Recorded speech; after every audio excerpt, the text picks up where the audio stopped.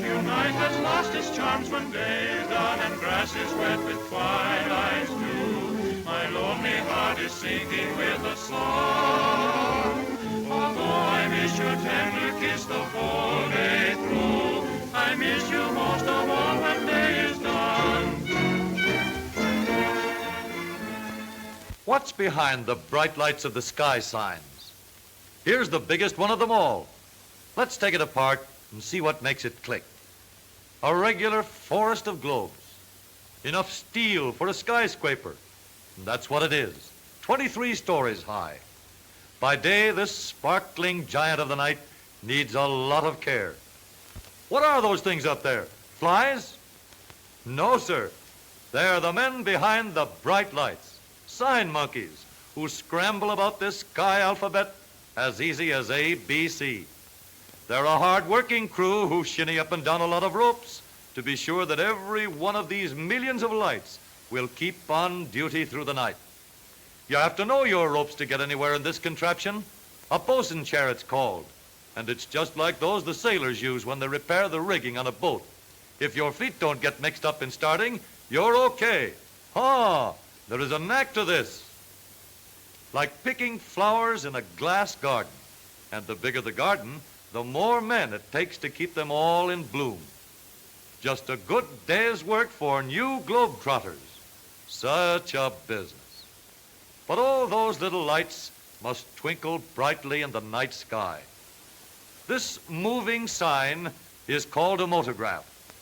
There are more than 8,000 lights in this one, and with a life of only 6 to 8 months to a globe, rarely a day passes without 30 or 40 having to be replaced.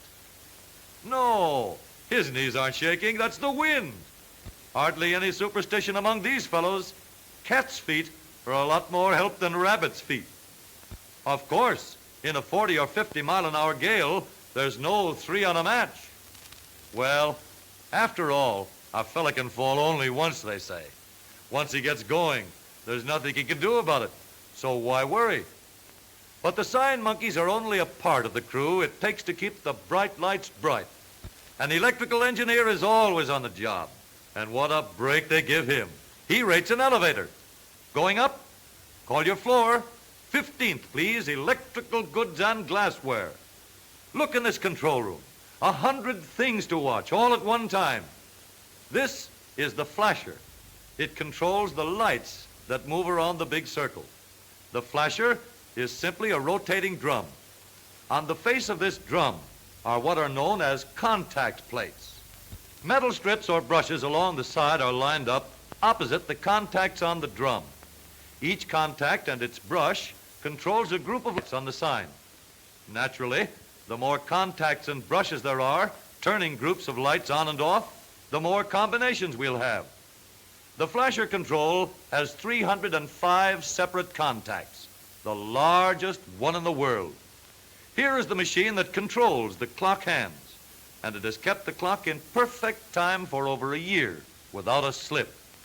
This is the control for the moving motograph. You want to know how it works? Well, every light bulb connects by a wire to a small contact point or brush.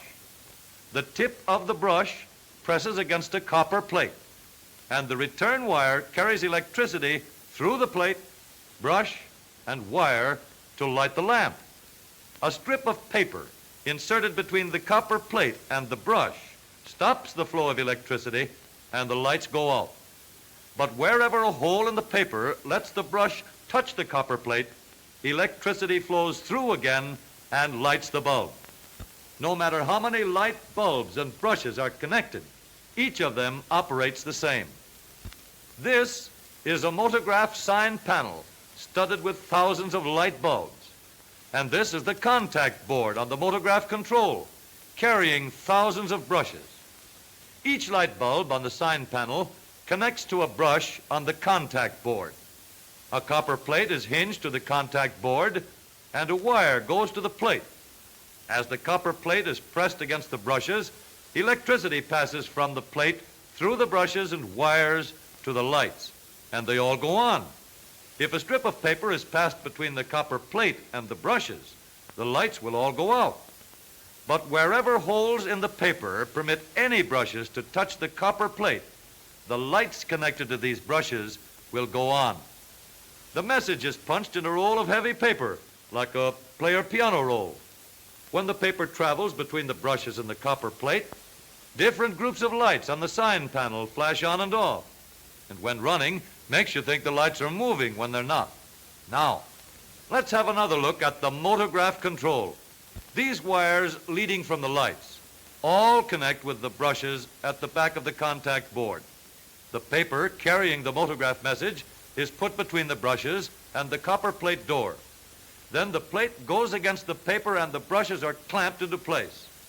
The rest of the paper record is put on rollers so it will run through the motograph smoothly. The switch is turned on, the motograph goes into action, and the animated message is flashed across the display. And so, clambering over the face of this giant of the night, the man behind the bright lights has only to be a combination engineer, electrician, strongman, juggler, and the man on the flying trapeze. Anyhow, there's very little traffic up here. Just think of the poor pedestrians down there, dodging back and forth among those cars. What chances people do take. A fellow is certainly a lot safer up here.